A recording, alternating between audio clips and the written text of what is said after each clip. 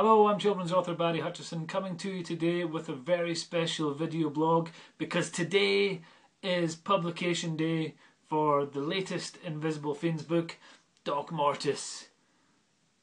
Unless you're watching this at a later date, in which case today isn't publication day. But I'm filming this on publication day of Invisible Fiends. I'm not doing that either. I'm filming this in advance of publication day. Invisible Fiends, Doc Mortis, the latest in the series, has been published recently. And so I've come to talk to you about it today in this special publication day, what do you call it, video blog thing. Vlog, that was the word that people come up with. It's a terrible word. So I'm not going to use it again. But yeah, video blog for Doc Mortis. The book comes out on the 4th of August, which is either today or has happened in the past. And it's the 4th book in the series. It's by far the scariest book in the series. When I was writing this book, I had recurring nightmares about Doc Mortis, and for the first time in 22 years, I had to sleep with a light on as a direct result of this book. If you've been reading the series so far, you'll know it's about a boy called Kyle Alexander and the encounters he has with homicidal imaginary friends. And throughout the series, Kyle has gone to a place called the Darkest Corners, back and forth, a place he's discovered he can flip between. It's like a hellish alternate reality where all the forgotten imaginary friends live. And then in this book, Kyle is struck down with a mystery virus and finds himself trapped in the darkest corners, unable to escape. Luckily, he's trapped in a hospital where there is a cure for the virus he has. Unluckily, he's trapped with Doc Mortis himself and Doc's equally horrifying medical team who hunt Kyle through the hospital. I won't tell you much more than that because I don't want to give the story away.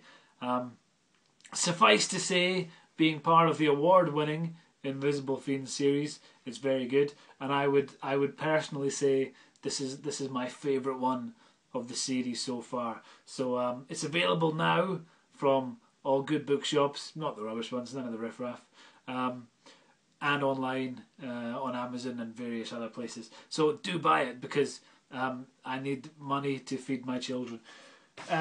So as part of because there's an ongoing blog tour thing going on around publication day, there's been an exclusive short story, The Rise of Doc Mortis, which is kind of a prequel, and that's been, I put that online, and that's on various blogs. If you go to barryhutchison.com, my website, you'll see where it's available. I don't know offhand because I'm not very good at remembering these sort of things. But if you go to barryhutchison.com, you will find it. I decided I would put a call out on Twitter for anyone who wanted to ask me some questions about anything really. A lot of them were rubbish. A lot of them came back and I just wasn't going to entertain them in the slightest. There were a few, however, that were quite good, so I thought I would answer them now as part of the Doc Mortis launch day approximately celebrations. So this question from Zach Harding on Twitter. Zach's over in Christchurch in New Zealand, the librarian over there, lovely guy. And Zach asks, which of your characters would you least like to be stuck in a lift with? I probably wouldn't really like to be stuck with any of them. Well, none of the villains at least. None of them are particularly nice, and most of them are pretty deranged. There was Mr. Mumbles in the first book, kind of 6.5 foot tall man with his mouth stitched shut. There was Caddy and Raggy Maggie in book 2, the little girl with the doll that whispered to her and told her to do terrible things to people. There was the Crowmaster in book 3, who was a kind of 7 foot tall, spindly, thin scarecrow character who had an army of flesh-eating birds at his command. And then there's Doc Mortis himself. Doc Mortis is approximately 5 feet tall. He believes he's a surgeon and likes to carry out operations on people while they're awake. And he's undoubtedly the most disturbing character of the series so far. And it actually worries me to think that he came out of my head. because that means that there's a part of Doc Mortis in me somewhere, and that's a pretty horrifying thought. So I would probably most dislike being stuck with Doc Mortis on account of the medical bag he carries with him at all times, and the horrible instruments of torture that he keeps in there, and which I'm sure he wouldn't hesitate to use on me, given the choice. Next question from Paul Carroll, also on Twitter. Were you afraid of doctors when you were a kid? I was afraid of most things when I was a kid. I lived a life pretty much crippled by fear. So I was scared of doctors. I think my fear of doctors kind of came about when I was around 4 or 5, and I fell off one of those, you know, those kind of cars you put money in and they move back and forward, cars, horses, all different things. I fell off one of those. I think it was on a horse, and I fell off and I cracked my head open, and I had to get my head stitched up to stop my brains kind of flobbing out. So that in itself kind of put me off doctors a bit, coming at me with a needle and stitching it through my skull.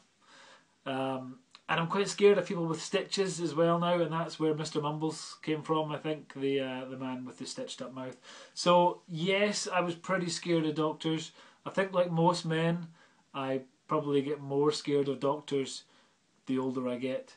But it definitely was a childhood fear. And I think the Invisible Fiends series is largely about childhood fears, as you will appreciate if you read it. If you haven't read it yet, then I'm going to come to your house and make you read it.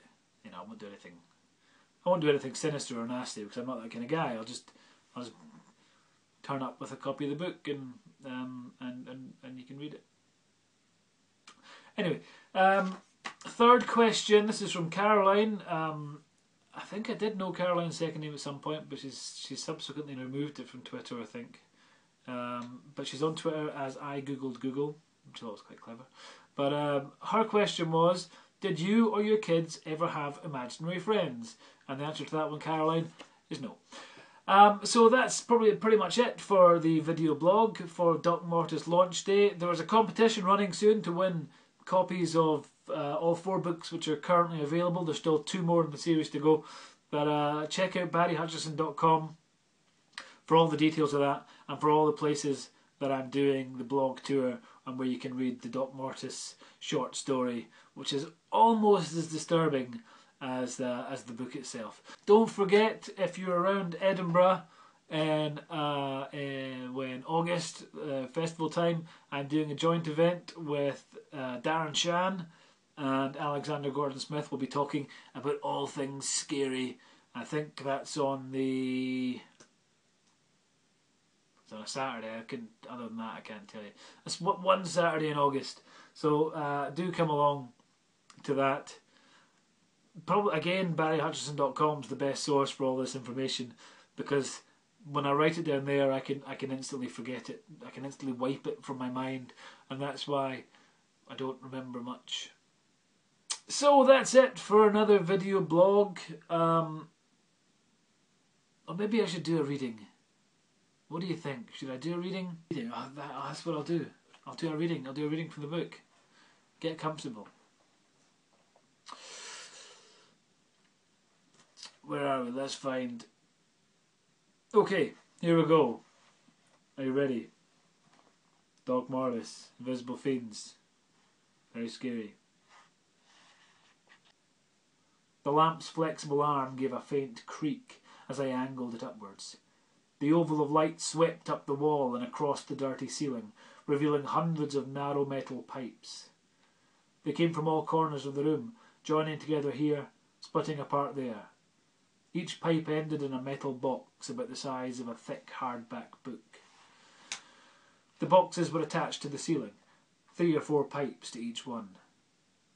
A clear plastic tube ran from the other side of each cube. 50 or more of them snaked and coiled round each other, fluids of all colours pumping through them like a living liquid rainbow.